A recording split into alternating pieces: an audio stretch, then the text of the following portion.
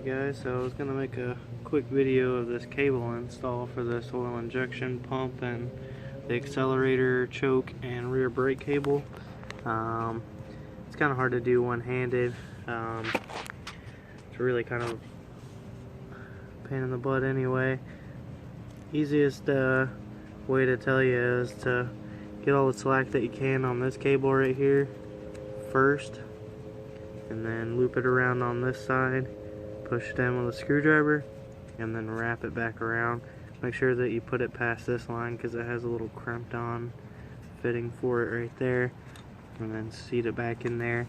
You're gonna have to leave it all kind of slack until you get your carb hooked up, and then hook it up to your accelerator throttle up on the handlebar so you can get all the adjustment back out of it.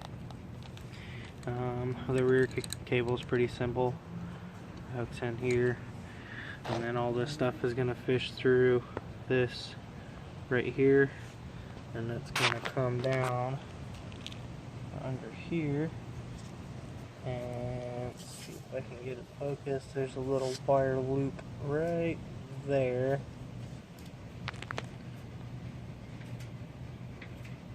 There we go, a little wire loop right there, and they're going to fish up through there. So far,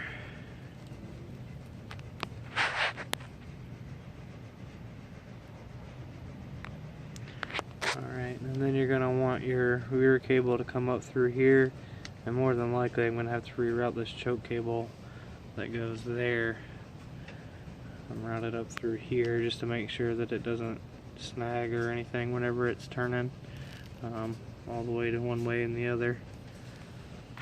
But that's pretty much it. This is the top of the accelerator. Just got stuck right here, and it fishes down up underneath here as well. It's gonna follow that same line, and that's where it plugs into and then splits into two. One goes to the carb, one goes to the oil injector. And gonna leave this all kind of slack for now until we get the carburetor rebuilt and put it back on. That ties into there. There's only one screw holding this cover on, which is right there. If you get a long screwdriver, Phillips head, you can shoot it through right here under the exhaust. Ended up pulling off the exhaust to paint it. So just those two bolts right there. So just want to give you guys a quick update, and haven't been able to post here lately, so I'm going to shoot this on there and re-lubricate this because it's supposed to be free moving and it sounds pretty gritty and gross, so we'll adjust that and go from there. Alright, so this is going to be a quick overview of the carburetor and its little pieces. This is, of course, the factory. Try to get it to focus for you. This is the factory Makuni. These from the factory are really good carburetors. You can't really go wrong with them.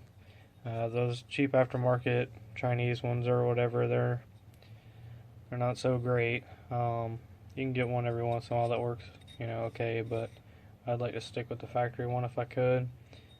Sometimes you'll notice that like real deep pitting in there.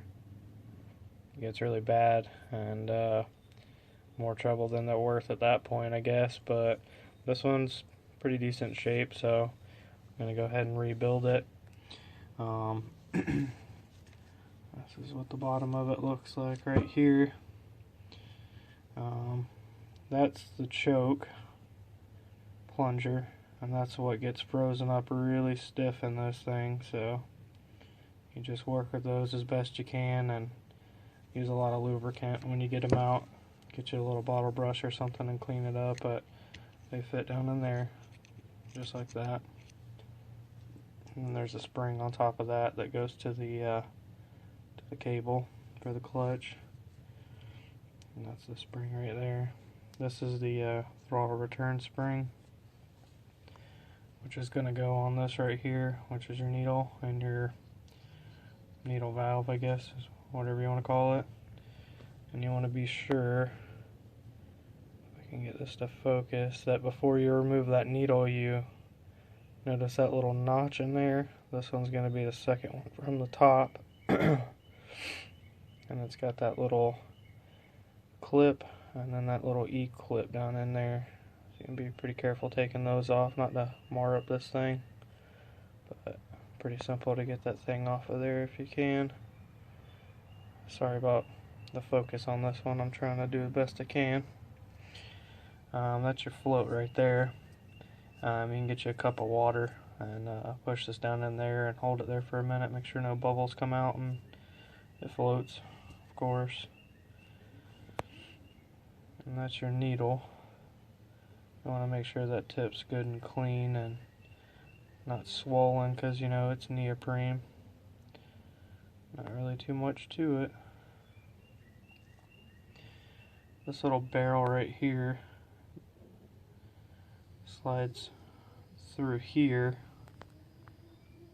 on your float, and then of course this pin right here is going to go through that, and I just used a small sewing needle to push that through, and also it's good for cleaning out the main jet hole and the pilot jet hole. This is going to be the pilot jet. Mine was absolutely frozen solid in there, and I was kind of wondering if I was going to get it out. Try and get it to focus for you guys, I'm sorry. You see how marred that thing is. It's just one of those things, be real patient with it. Use a lot of carb cleaner and you know, lubricant, WD-40, whatever you got. I guess if worse came to worse, you could stick a small extractor in there and try and get it out.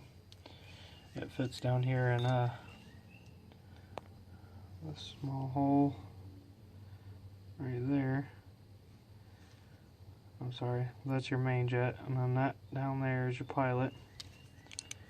Let's see here. That tiny little hole right there to the left, that's going to be where it gets the fuel mixture from on that jet. And then that big one right there in the center, of course, is where your needle is going to sit down in there, and that's what's going to pull up whenever you accelerate and give you more fuel that way. I hate to bore you guys, I'm sure you kind of got the idea on that. Let's see. That right there is your main jet. Just a regular old flathead will get that one out. This number 3... Yeah, number 3 flathead is what I used to take this pilot out. It almost didn't fit in the hole, but you know, do what you gotta do. Just be patient with it. It's not gonna be an easy one. The kit that we got came with the idle screw, which is gonna go right here on the side. That one's, you know, pretty easy to get off. It doesn't really freeze up that much, and this one right here came in the kit as well. This one's the old one, of course, but it fits down there in that hole, and I believe that's what sets the air into the bowl to let the float fill just right. I could be wrong. Hopefully somebody can correct me. Let me know in the comments if you don't mind. But pretty simple kit. Came with everything you need. You can get, you know, stuff a little bit more in depth than what's going on right here, but just to give you kind of an idea what it looks like if you haven't messed with yours before. This is about what almost all the ears look like. There's a little bit of difference in some of them. But give or take, they're all about the same. Just be patient with them, and you know, do your best picking out all the little corners and stuff like that, and use a needle to poke out all this stuff right here. You know, it's a lot easier to rebuild these things than you think. Just take a little patience. Not really much else. I'm going to finish cleaning this up and then put it back together, pop it back on the bike. Appreciate you guys watching. Any comments, questions, definitely leave them. Like and subscribe. Appreciate you for watching. Thanks. Have a good day.